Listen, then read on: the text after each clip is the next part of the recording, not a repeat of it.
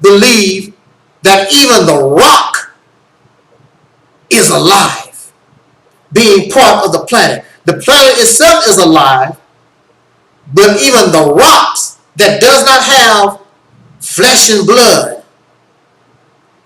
rocks and gravel, mountains, they don't breathe.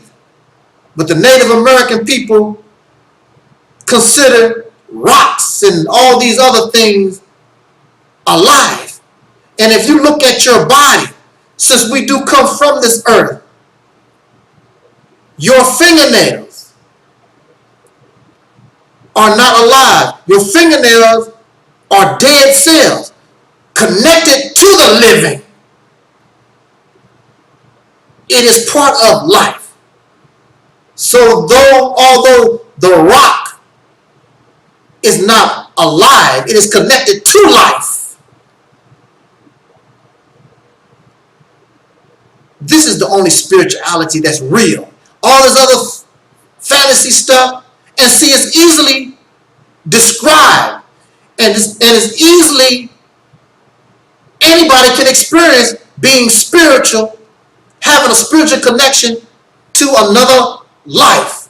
But when you talk about, I'm spiritually connected to God and to the aliens on Mars and all this other stuff that y'all come up with, it's very difficult for you to explain, because it's difficult to explain what is not real. It's difficult to explain the unexplainable, because that don't exist in our reality, what you're talking about.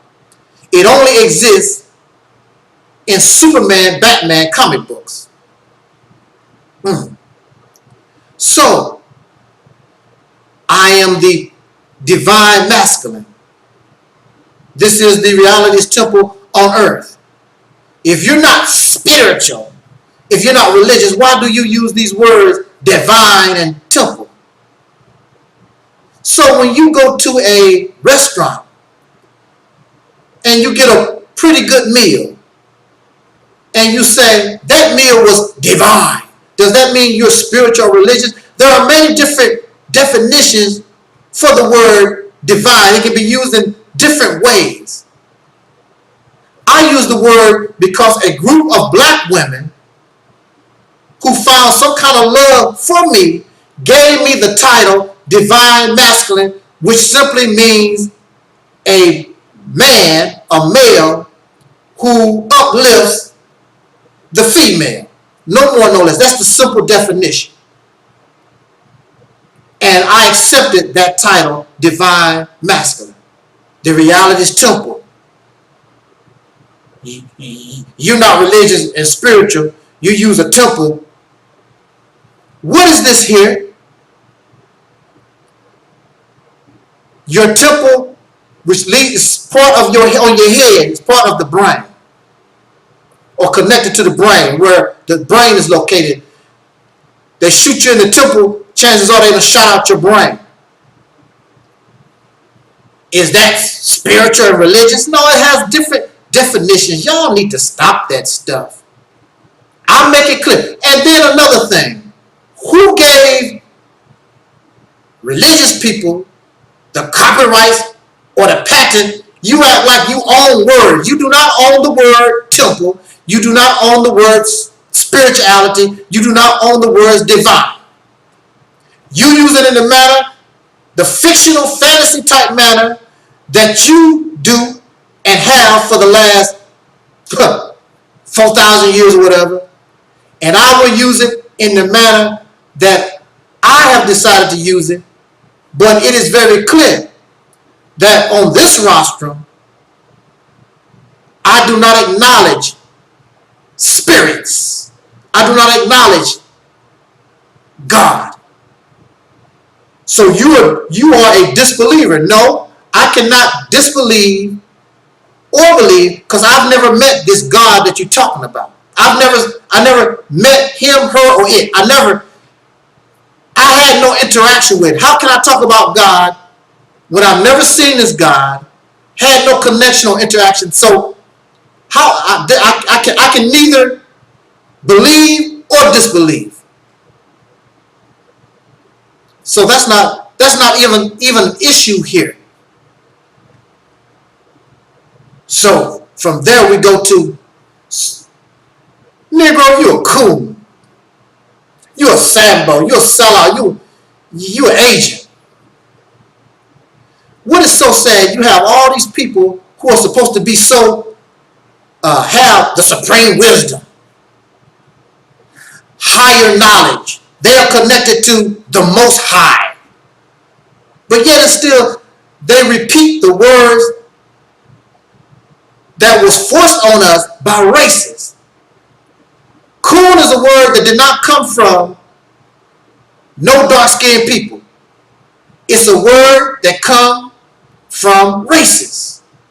Just like Sambo and a lot of Mother Elf and all this other stuff that come out of our mouths. We learned it from the slave master and his children. Then we call ourselves that. Just like women have been abused by men for who knows how long. So now you have women who happily call themselves bitches and whores. I'm a bad bitch. Yeah, girl, you know I'm a bad hoe. I'm a divine hoe. This is what happens when people are victimized. They take in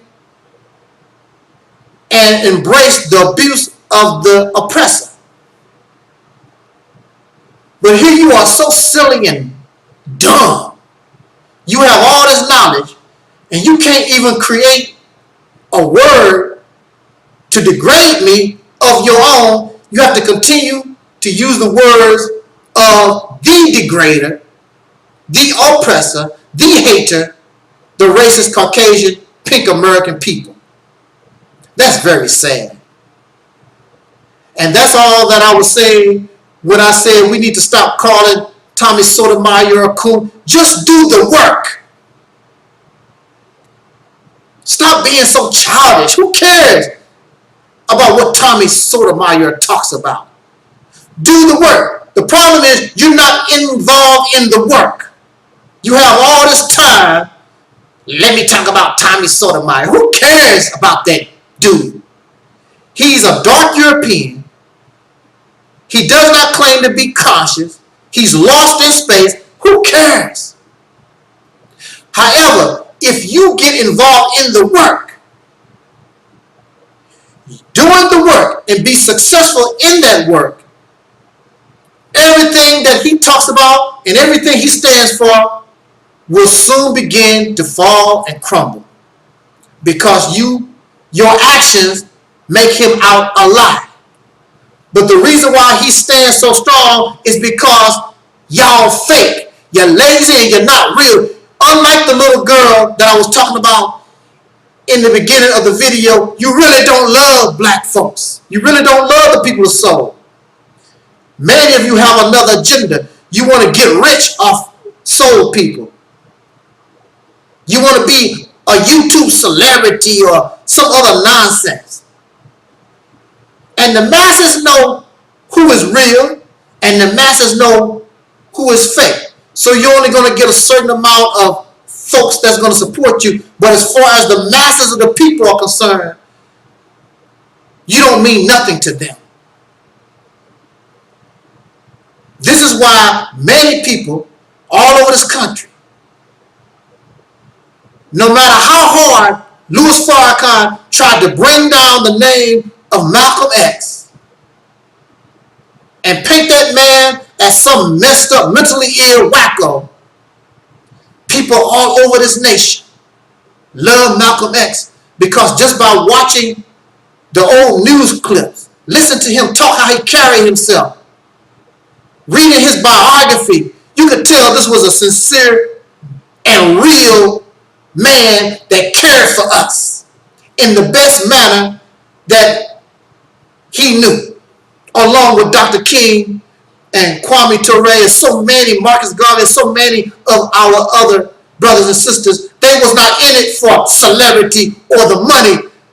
They really had concern and wanted to change our condition. Y'all love fake folks. And so, since you love fake folks, then the only thing you're going to get is fake love. You're not going to get the kind of love the little girl gave to a black and ugly man. I'm a coon. Why am I a coon? I'm a coon in a Sambo. Why is that? I have not done nothing. You can't even compare me to somebody like Tommy Sotomayor. There is no comparison.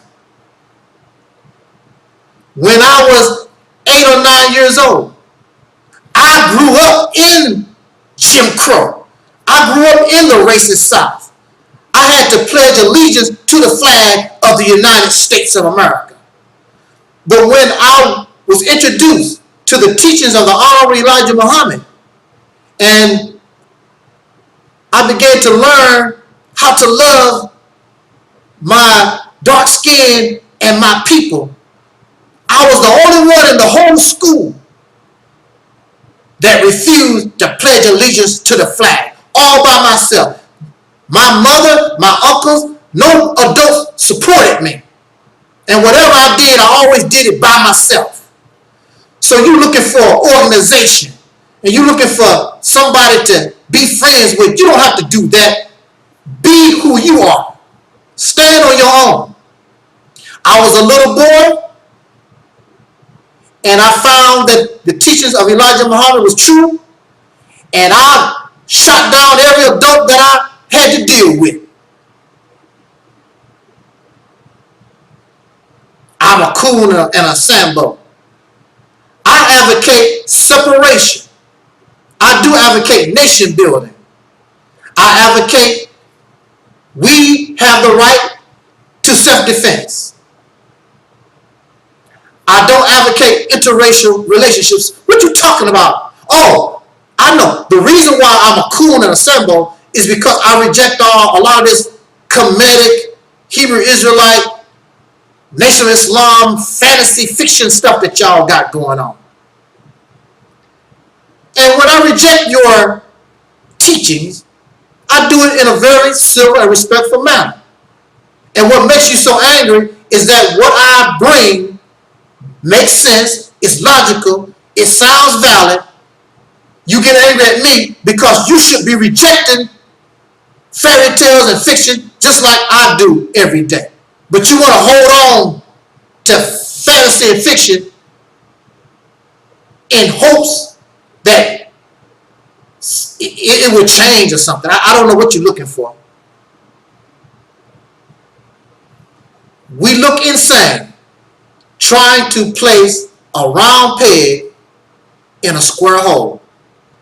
We look insane trying to continue to use those things. They might have had a little success in the past. They no longer work. And you still trying to, it don't work. Let it go. Let it go. But we can't.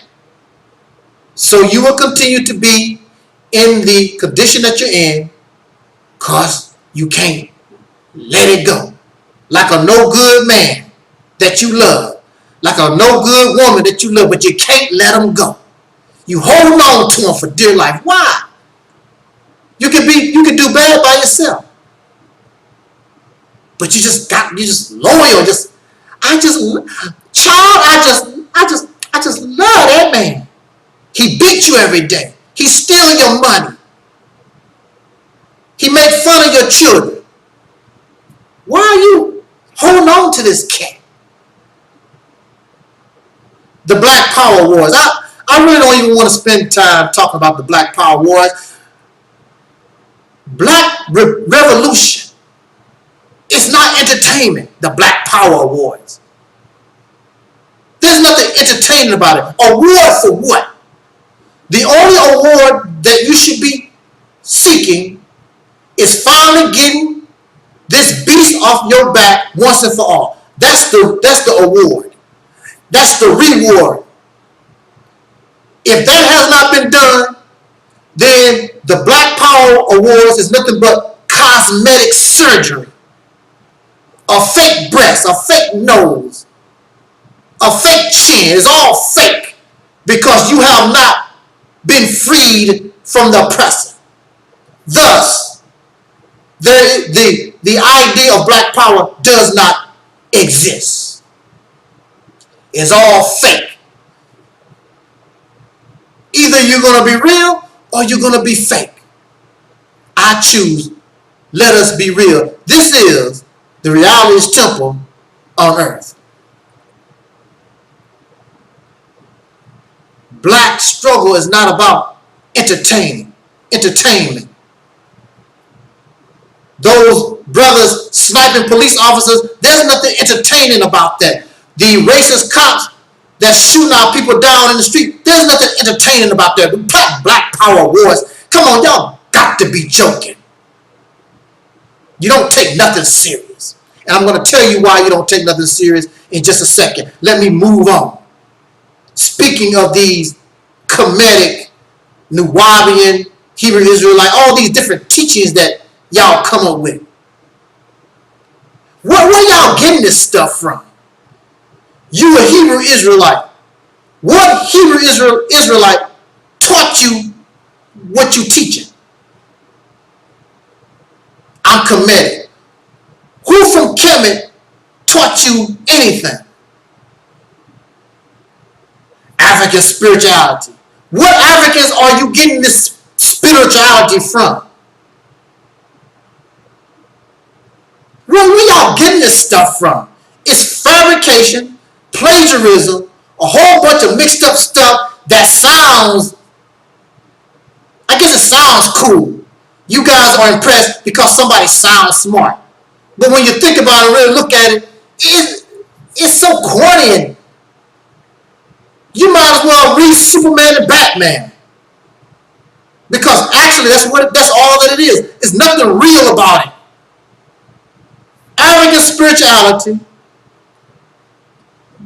Africa this, Africa that, but you don't see Africans, nobody from that continent embracing or saying black power. You don't see them talking about it. Only the so-called Negro in America. Why is that? And you're so silly and so delusional and out of your mind, you think that you can teach the Africans African spirituality. You are the one in America. Those people never left the continent. They should know more about African spirituality than you ever would. They live it. The only thing you can do is read about it in a book. And none of them is teaching you nothing. Can you understand how we look so foolish and silly in the eyes of the world? Ghetto names. Let's talk about ghetto names. What's wrong with ghetto names? There's nothing wrong with a ghetto name. So-called ghetto name. A ghetto name is our own natural expression, our own creativity. That's all that it is. I'm expressing who I am. I am not your slave. So many of you don't have a problem with coming up out of the slave name. I'm not Johnson. I'm not McGillicuddy. All these brown, white, pig, whatever. So we coming up out of the racist Caucasian pink people slave name. That's cool. But you have a problem with the so-called ghetto name. See, even though we have been domesticated and made slaves, there is still something in us to be who we are. You can love Africa, but there's something special about you. That's where soul comes from. You're a Negro, you color, you black. These are names that came from the races. Then all of a sudden one day, soul appeared. I'm a soul brother. I'm a soul sister. We make soul music. We dance on Soul Train. So there was an effort by the enemy to stop that progress.